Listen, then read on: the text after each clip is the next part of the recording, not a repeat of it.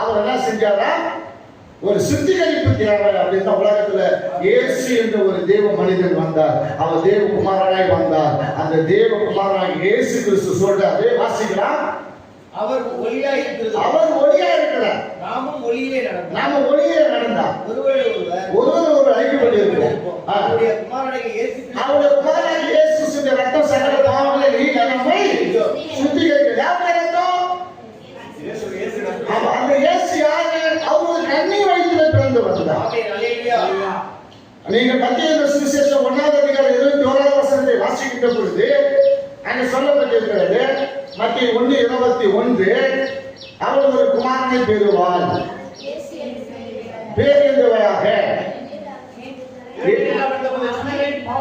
ஏனெனில் அவர் நமது ஜனங்களுடைய எல்லா ஜனங்களுடைய பாவங்களை நீக்கி உங்களை அந்த பாவத்தில் இருக்கிற நம்ம ரட்சிக்க வந்த தெய்வம்.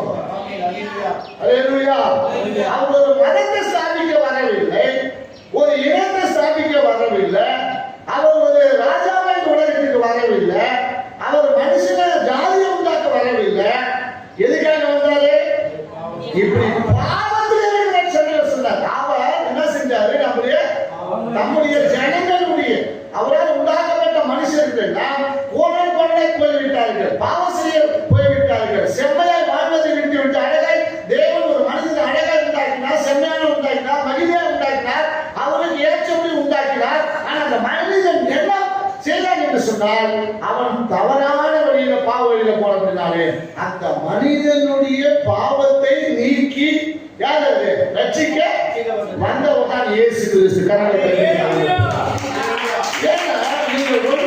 ஒன்று தீமோத்தேயுல 1ஆம் அதிகாரம் 15ஆவது வசனத்தை வாசிக்கின்ற பொழுது, 1 தீமோத்தேயு 1ஆம் அதிகாரம் 15ஆவது வசனத்தை வாசிக்கின்ற பொழுது,